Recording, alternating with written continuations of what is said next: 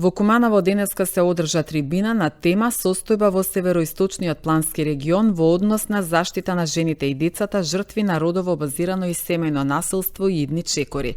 Активноста е во рамките на проектот Советувалиште за жртви на родово базирано и семејно насилство Комфорт зона за жени, спроведен од страна на хуманитарното здружение Мајка од Куманово во партнерство со Националната мрежа против насилство врз жени и семејно насилство од Скопје, а со поддршка на Австриската агенција за развој. Целта на трибината е јавна дискусија за состојбата и унапредување на системот за заштита преку запознавање со актуелната состојба во регионот и досегашните преземени активности. Хуманитарното здружение Мајка веќе во 2022 година воспостави Советувалиште за жртви на родово базирано и семејно насилство, Комфорт зона за жени, преку програмата на РЕЛОТ, на која што раководеше UNDP општина Куманово. До ден денеска се уште постои тоа советувалиште. Подоцна по завршување на проектот продолжи општина Куманово да го финансира, а сега моментално се финансираме преку мрежа за борба против насилство врз жени и семејно насилство.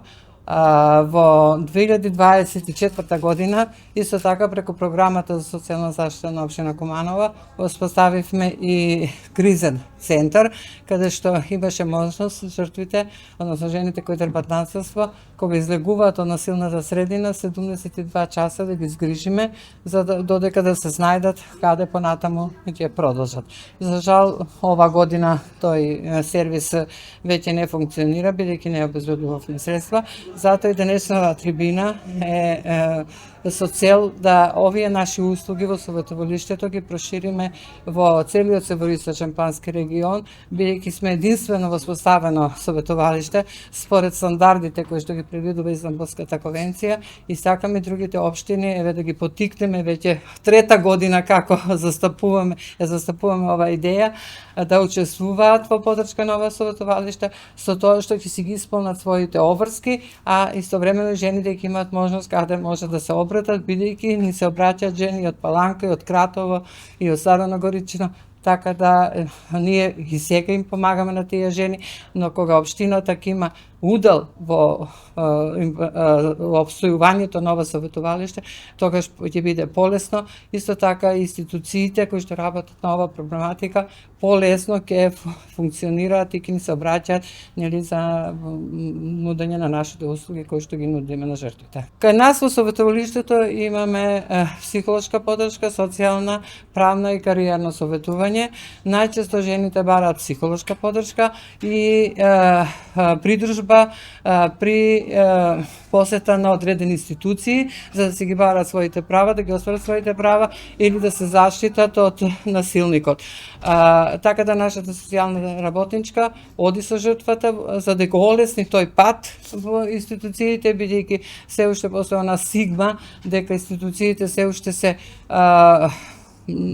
како да кажам, крути во однос на жртвите и жртвите наидуваат на различити проблеми при остварување на своите права. На овој начин ние им олеснуваме. Исто тука многу е важна психолошката поддршка, бидејќи кога жртвата се наоѓа во една ситуација на траума и страв за својот личен живот и за животот за своите деца, тогаш навистина е потребна психолошка поддршка. Исто така правната поддршка даваме за во подготовка или насочување се она што е потребно како документација ако жената одлучи да го прекине и да ја прекине својата брачна состојба, а кариерното советување даваме ги обучуваме со меки вештини за да може да бидат повеќе достапни на пазарот на трудот и за да може да најдат полесна работа.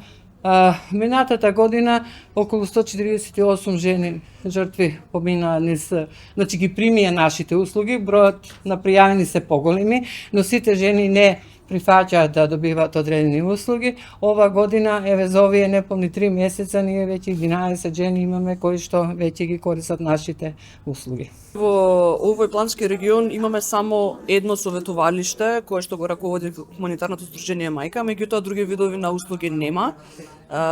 Центар за жени жртви на насилство, кризен центар немаме. Значи ова се формите за привремен престој кои што ги нарекуваме за солниште или шелтер центар. Секако дека се планира, меѓутоа тоа не зависи од нас, ние застапуваме именно и ваквите средби ги правиме со таа цел. Тоа зависи генерално и од Министерството за социјална политика, демографија и млади, меѓутоа и од општините кои што треба да помогнат во овој процес со обезбедување на простор, со обезбедување на финансиска поддршка и слично, меѓутоа тоа е еден заеднички процес. Секако апсолутно е потребно да постои вакво засолниште тука. За сега се користат ресурсите кои што се достапни во Скопје за овие жени. Во изминатиот период ние сме соработувале со повеќе општини и плански региони. Имаме дел успешни приказни, особено можам да ги издвојам општина Битола, која што години наназад, веќе од 22 година извојува целосна финансиска поддршка за женскиот центар за поддршка во Битола. Секако соработката со град Скопје во однос на женскиот центар за поддршка Скопје и куќата за отворено домување, која што сега во моментот веќе не функционира. Секако не смеам да ја заборавам соработката која што се направи со општина Кавадарци, Демир Капија, Росоман и Негодино. Тоа е исто така еден пример кој што често го користиме, бидејќи тие се здружија како општини. Знаеме дека општините, особено оние кои што се помали, не располагаат со големи буџети, меѓутоа здружувањето на помалите локални самоуправи во меѓуопштинска соработка значително може да придонесе кон воспоставување на регионални центри. Значи тој центар ќе биде достапен за корисничките од сите тие општини, од целиот регион кој што живее тука.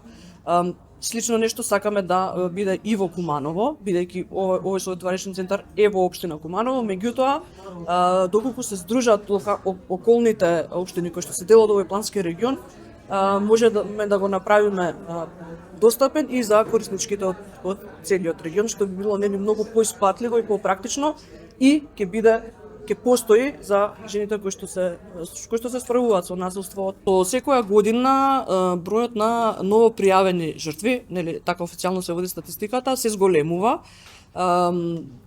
Од не знам доколку пред 5 години биле 800-900 илјади на годишно ниво, сега сме во некои бројки од 1.500.000. Значи ова се ново пријавени. А на сметка на нив имаме други кои што се од претходно евидентирани, кои што се уште се справуваат со насилство. Овие бројки нели се должат на освестувањето на жените, на кампањите, на промоцијата да пријавуваат и слично. Меѓутоа, тоа се реално само 2% од она што реално се случува од аспект на насилство.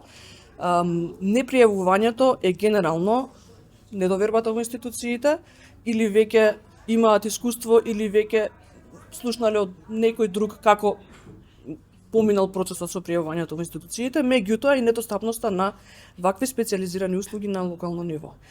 Не може да пријават сите во Битола и во Скопје и да ги носиме во засолништа во Битола и во Скопје. Сепак, нели, образовен систем имаме за децата, семејства имаат во локалната заедница каде што живеат. Затоа и самата Истанбулска конвенција го потенцира тоа дека е исклучително важно специјализираните услуги да имаат географска покриеност и да бидат достапни од прилика на локално ниво за жените жртви.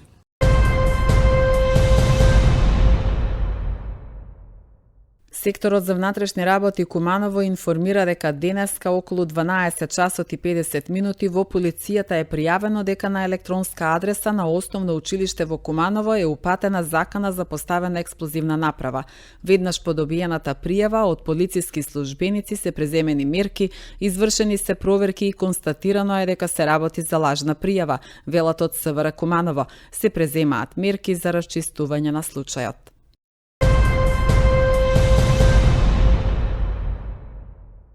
Во секторот за внатрешни работи Куманово вчера вечер околу 19 часот од општата болница било пријавено дека кај нив со тешки телесни повреди за укажување лекарска помош бил донесен 63 годишен скопјанец.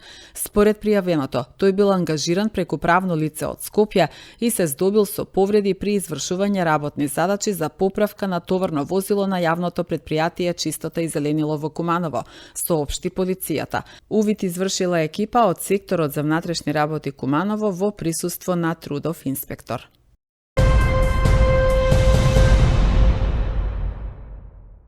По повод одбележување на Светскиот ден на бубрегот, согласно со работката со Основното училиште Кочорацин, компанијата Диаверум спроведе едукативни активности за учениците под мотото Здравје на бубрезите за сите, грижа за луѓето и заштита на планетата. На интерактивната работилница под наслов Амбасадори на здрави навики учествуваа по 5 ученици од сите 4 оделенија, во рамките на која средношколци од Средното училиште Наце Буѓони ја презентираа функцијата на бубрезите. Се спроведе и мини квиз на знаења со прашања за здрави навики. Дел од еколошката акција, насловена за здравјето за планетата за нас, беше заедничко засадување на зимзелено дрво во дворот на училиштето. Учениците учесници потпишаа заклетва на амбасадори, символ на ветената грижа за сопственото здравје и природата, пренесувајќи ја пораката за грижа за здравјето на граѓаните и заштита на животната средина, соопштија надлежните.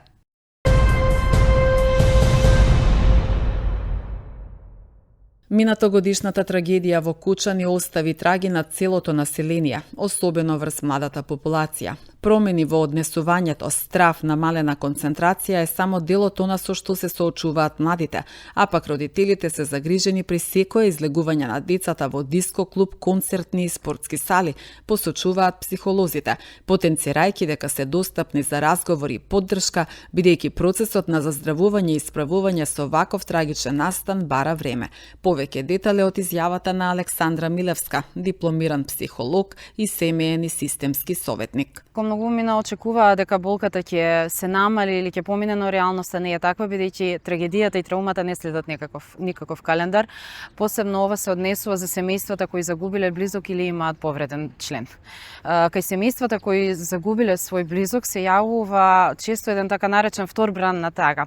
Првите месеци заедницата е присутна, поддршката, сочувството, има луѓе околу нив, но со текот на времето сите си продолжуваат со своите животи, а овие луѓе остануваат сами со својата болка и празнината која загубата ги оставила. Семејствата на повредените пак постојано е присутна грижа, неизвестност, емоционална исцрпеност и стравови за иднината и здравјето на своите блиски. Да не ја заборавиме и пошироката заедница, како што спомнавте веќе, а тоа се првенствено родителите кои се загрижени и имаат стравови за своите деца, посебно кога излегуваат на јавни места затворени, како што се дискотеки, концертни и спортски сали и други простори полни со луѓе, бидејќи оваа трагедија, овој настан го наруши чувството дека светот е безбеден и предвидлив. И тие се соочуваат со се помеѓу потребата да ги заштитат своите деца и да им дозволат да го живеат својот младалачки живот. Кај младите исто така се забележува промена, односно промени во однесувањето, како повлекување, анксиозност, стравови, потешкоти со концентрацијата, и тоа е поради тоа што светот како што го знаеле дека е безбеден и не е баш така после овој трагичен настан. И ова се нормални реакции на младиот човек да се соочи со болната реалност. Тука голема задача имаме ние како заедница, да не се обидуваме да ја намалиме или поправиме болката на овие луѓето, затоа што нема да исчезне преку ноќ и една година е релативно краток временски период. Тука сме да сослушаме и да бидеме присутни, бидејќи поврзаноста, поддршката и самото ислушување помагаат процесот на заздравување да тече поприродно. Ова нема да исчезне, нема да се намали, но потребно е да им се дозволи на луѓето да не ги обземе болката и да го живеат секојдневието со мала доза на оптимизам за својата иднина. Ние, психолозите, сме тука и нудиме поддршка на овие луѓе. Постојано се јавуваат и засегнати луѓе кои загубиле свој член, кои имаат повредени, но и загрижени родители, како што спомнав пред малку, за своите деца, исто така и младите. Достапни сме за разговор, за поддршка, бидејќи овој процес на заздравување и исправување со ваков трагичен настан бара време.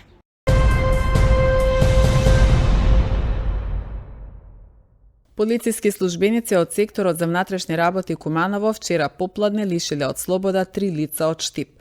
При преглед на патничко моторно возило Ауди во кое се превезувале, биле пронајдени и одземени марихуана и бела прашкаста материја, соопшти полицијата.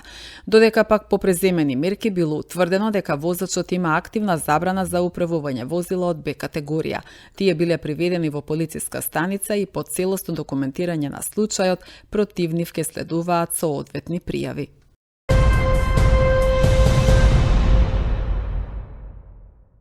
Во Куманово успешно се одржа националниот караван за недвижности дом во секој град во организација на Дора Инвест, иницијатива насочена кон унапредување на професионалните стандарди, зголемување на транспарентноста и градење поголема доверба на пазарот на недвижности.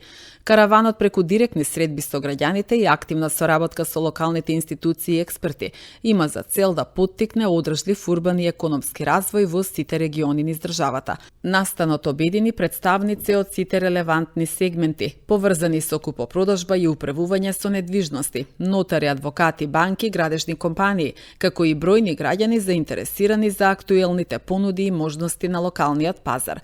Преку отворен диалог и размена на искуства, беа истакнати предизвиците со кои се соочува секторот, но и потенцијалите за понатамошен урбан и економски развој на регионот. Собственичката на Дора Инвест, Фросина Ушлиновска, ја презентираше визијата и стратешките цели на иницијативата, ставајќи акцент на потребата од уреден, транспарентен и сигурен пазар на недвижности.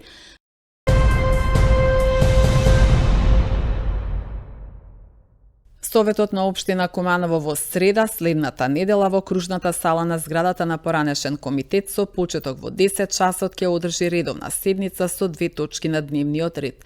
Предлог програма за работа во областа на располагањето со градежно земјиште во сопственост на Република Северна Македонија на подрачјето на општина Куманово за 2026 година и советнички прашања. Седницата е со директен пренос на програмата на Телевизија Плюс.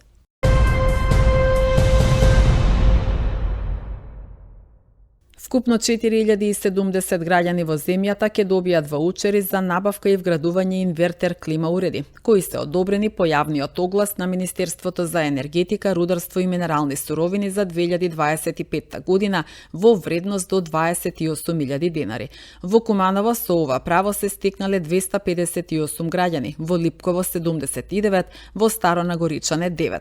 Ваучерите може да ги подигнат во меѓуопштинските центри за социјална работа во општината во која што живеат до 17 април годинава. Списокот на граѓани кои што стекнале право, како и списокот на компании се достапни на веб страницата на Министерството.